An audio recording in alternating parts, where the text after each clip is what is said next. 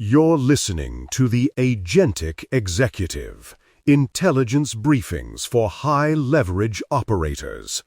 I'm Adrian Cross, and today we're going to fix one of the biggest lies in modern work.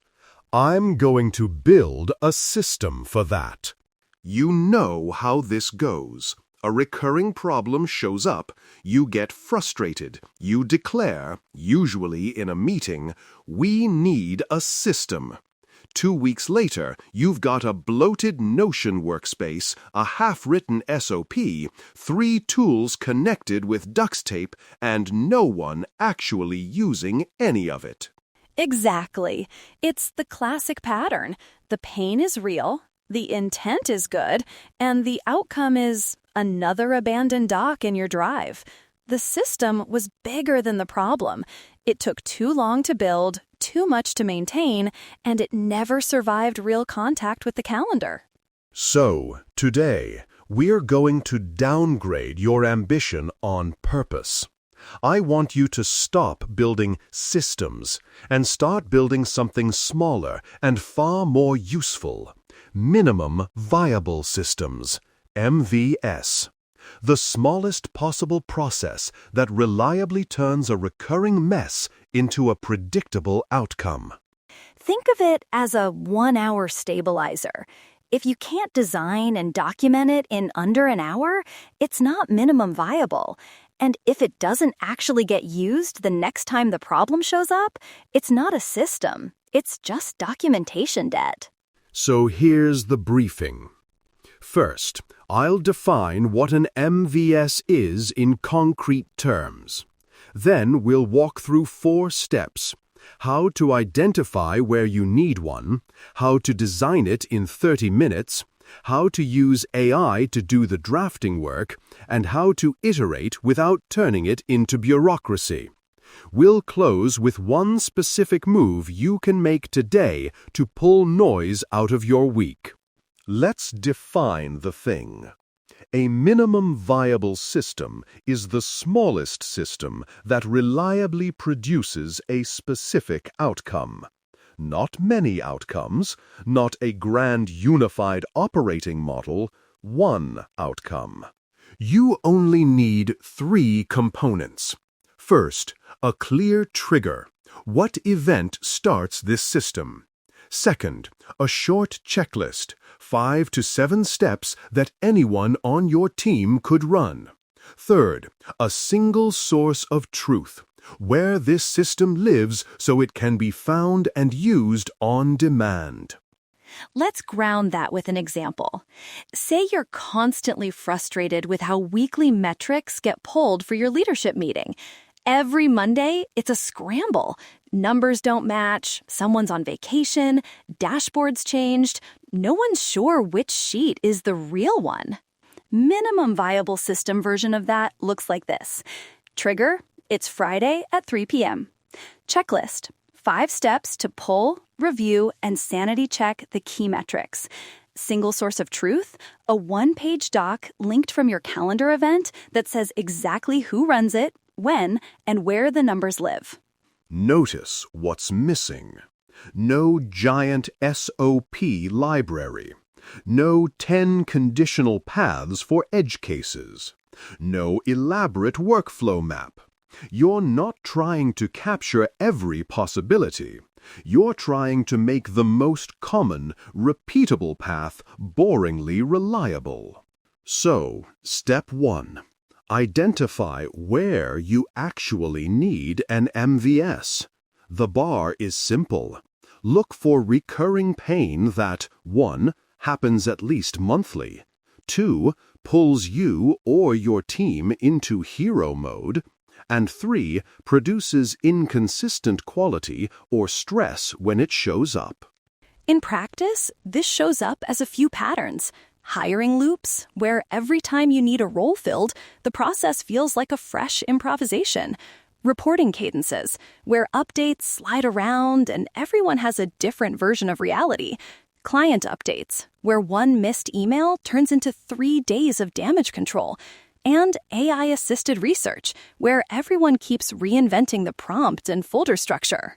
If you're unsure where to start, ask yourself this question. Where do I keep saying, why are we still doing it this way? Those are MVS candidates, not strategy problems, not one-off crises. Recurring operational friction that steals attention you should be deploying elsewhere. One additional filter. Only systematize what you want more of. If a process is misaligned with your strategy, or you secretly want to kill it, don't build an MVS for it. Kill the process first. The system reveals the truth. If the underlying work is pointless, you'll just make that pointlessness more efficient. Step 2. Design. You're going to design the first version of an MVS in 30 minutes. Hard limit. If you give yourself 3 hours, you'll build a monument instead of a system. Start with the trigger. Ask, what observable event should cause this system to run? We feel stressed is not a trigger. New client signs a contract over $5,000 is. We're behind on hiring is not a trigger. Hiring manager opens a new role is. You want something you could put on a calendar or in a tool as a rule. For example, every Thursday at 2 p.m., or every time a support ticket is labeled enterprise, or whenever a candidate reaches the final interview stage. If a bot can detect it, it's a good trigger. Then the checklist. 5 to 7 steps max. If you have 12 steps, you're not designing, you're documenting your anxiety. Combine steps, remove steps, delegate steps, but cut it down until a competent teammate could run it without pinging you. Let's say you're designing an MVS for AI-assisted research before a board meeting. The trigger might be, board meeting date is set. The checklist might look like, 1. Clarify the 3 key questions the board will ask. 2. Run standardized AI research prompts on each question. 3. Extract and summarize top 5 insights per question. 4. Human review for accuracy and relevance. 5. Compile into a single briefing doc. And notice there, you're not telling people exactly which tool to click and which order. You're defining decision points where human judgment matters. The system is scaffolding for judgment, not a replacement for it. Finally, pick the single source of truth. This is where the system lives. 1 page, 1 link. It might be a simple doc, a Notion page, a project in your PM tool, or even a pinned message. What matters is that the trigger leads to this place every time. Here's the non-negotiable constraint. The entire MVS, trigger, checklist, owner, and link fits on 1 page, 1 screen. If you're scrolling, you're drifting into over-design. And name an owner, one owner, not a committee, not the ops team, a person whose name is on that page as the default responsible party. Patterns create power, and clear ownership is a pattern that reduces friction every single time. Step 3. Enable with AI. This is where most operators are leaving leverage on the table. You should not be writing long checklists, email templates, or instructions from scratch. That's what your AI assistant is for. Your job is to define the edges and the judgment calls. The AI's job is to fill in the boilerplate. For example, you can say, here's the trigger. Here are 5 high-level steps. Draft the detailed checklist, standard email templates, and a 1-paragraph overview of this system for a new hire. Or with that hiring loop example, you define the trigger, hiring manager opens a new role, and the skeleton steps.